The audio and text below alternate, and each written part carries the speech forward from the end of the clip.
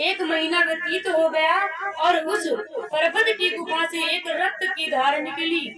मैं घबरा गया और सोचने लगा कि कहीं बाली को उस राक्षस ने तो नहीं मार दिया, पर घबरा करके मैं वापस आ जाता हूँ और मुझे मंत्रियों ने जबरदस्ती राज्य सिंहासन पर बिठा दिया।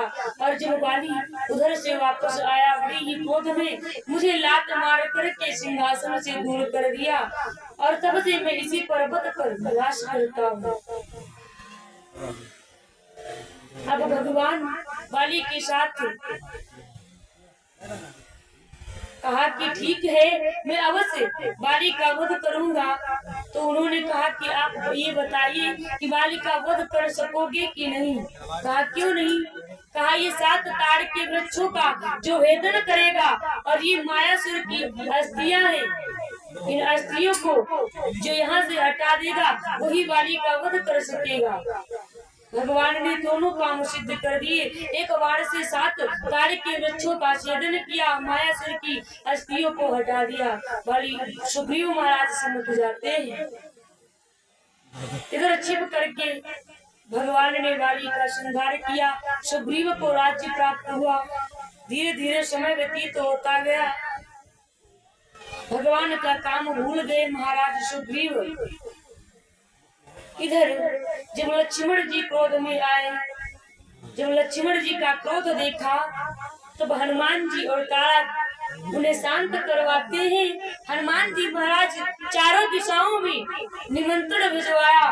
चारों दिशाओं से सभी वानर सेना एकत्रित हुई ऋषिमुख पर्वत पर। अब भगवान कहते हैं कि ये वानर सेना 18 पद बताई गई है। वानर सेना श्री रामचरित मानस में 4 भागों में विभक्त कर दी गई। उत्तर दक्षिण पूर्व पश्चिम चारों दिशाओं में वानर सेना भेज दी गई।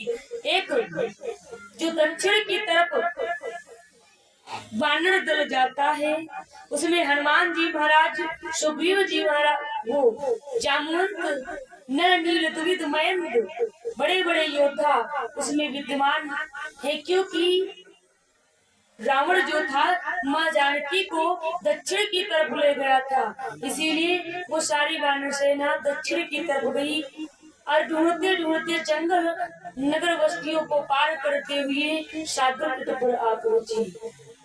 अब इधर सभी वानर बैठे हुए हैं कि इस अथाह सागर को कैसे पार किया जाए। कोई कहता है कि मैं 10 योजनों तक जाऊंगा, कोई कहता है मैं 20 योजनों तक जाऊंगा, कोई कहता है महेंद्र जी कहते मैं 30 योजनों तक जाऊंगा, द्विविध जी कहते मैं 40 योजनों तक जाऊंगा, नल नील कहते मैं 50-60 तक जाऊंगा। और अंगद जी महाराज क्या बता रहे हैं।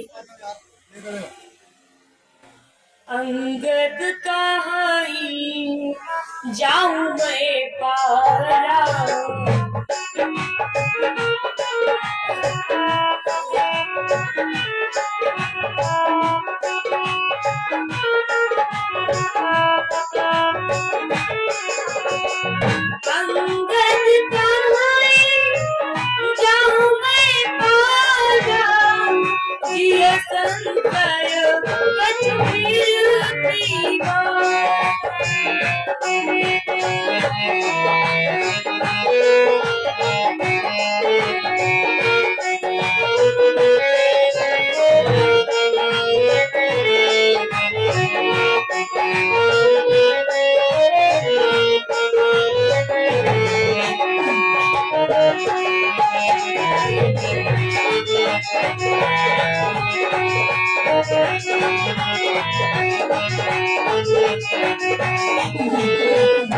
अंगद कहाई जाऊं मैं पारा, जिय संशय कछु विरति वारा।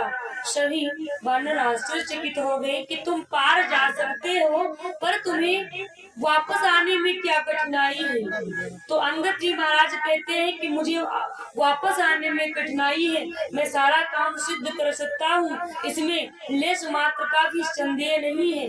तो कहा कौन सी समस्या है। तब उन्होंने कहा कि रावण का छोटा पुत्र अक्षय कुमार और मैं एक ही गुरु के शिष्य हैं। हम दोनों एक ही गुरु के शिष्य हैं, दोनों लोग एक साथ में विद्या अध्ययन करते थे। एक दिन की बात है, अक्षय के साथ मेरी अनबन हो गई, झगड़ा हो गया। सो क्रोध में आकर के मैंने अक्षय को एक घूसा मार दिया और मेरा घूसा लगते ही अक्षय मूर्छित होकर के पृथ्वी पर गिर पड़ा।